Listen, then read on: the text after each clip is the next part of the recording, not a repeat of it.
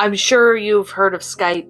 It's a free instant messaging program allowing voice and webcam chat with people all around the world over. I've been using it to keep track of old friends.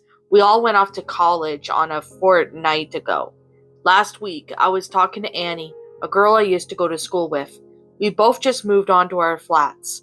We were both single, and the first semester hadn't yet begun.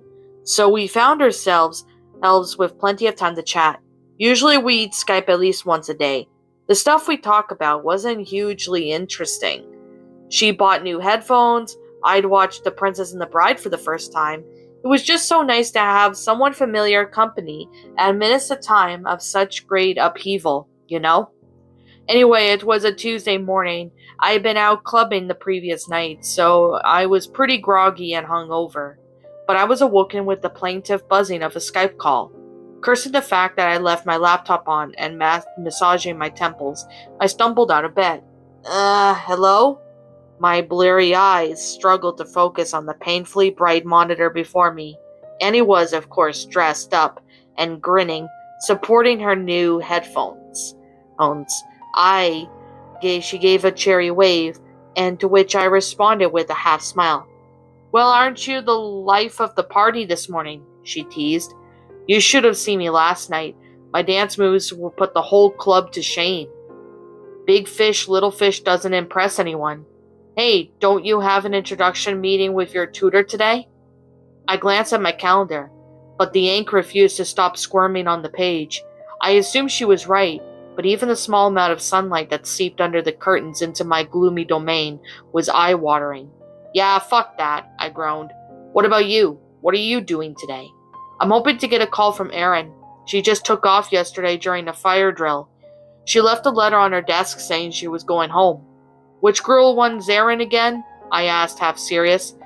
You know how it is. Your friends talk about so many people that they just blur together after a while. Annie made an unimpressed face. My flatmate, she lives across the corridor from me. She just vanished, It's only been a day, but we were thinking about calling her parents, just to check up on her. I shrugged. Do it. Better safe than sorry, eh? Before she could reply, there was a sudden shrieking of alarm. Annie said something which drowned out by the noise, and I covered my ears, wincing. Well, what did you say? I asked. She had to shout directly into the microphone. I said that's the fire alarm. I better go outside or the warden will have a fit and make us do the whole thing again. What time should I call back? I asked, raising my voice as much as my protruding headache would allow. Don't worry, I'll only be gone for like 5 minutes. Just leave Skype on. With that, she was gone, pulling her out her headphones and placing them on the keyboard. After a few minutes, the alarm cut out. Then the door opened. It wasn't Annie, though. It was wearing a blue paint-stained boiler suit and a beanie hat style and a mask that just from the bleach each skull of some kind of goat or sheep. My eyes were drawn to its head, however. It had a rubber glove wrapped around the hook, the kind you see behind the counter in butcher shops. For a few seconds I just sat there, numbly wondering if this was Annie playing a creepy joke on me. I then snapped into action. What the fuck were you thinking you're doing? I yelled. Who are you? There was no response from the figure. It couldn't hear me. The headphones were still plugged into Annie's laptop.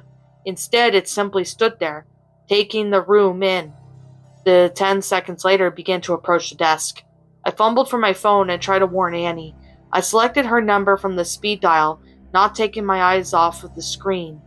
It was peering intensely into the camera, eyes glittering from behind empty sockets. Dialing tone. Click. Ringing. The masked figure froze, then slowly and deliberately reached its free hand off camera. I squinted against the pixelated image, and my heart sank. It was holding Annie's phone. She had left it on her desk.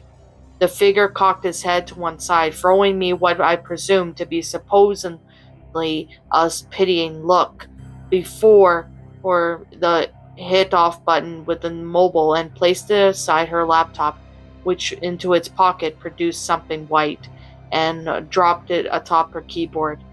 I only saw it for a second, but it looked like an envelope. It wandered around across her wardrobe and opened the door and climbed inside, stooping to fit It hesitated as it did so, and turned to look directly at the webcam. The light caught its teeth as though it were flashing me a cruel grin. Then it pulled the wardrobe shut. I glanced down at my phone. I had to call the police. There was no question. Even if I had dialed the first 9, I realized the futility of the gesture.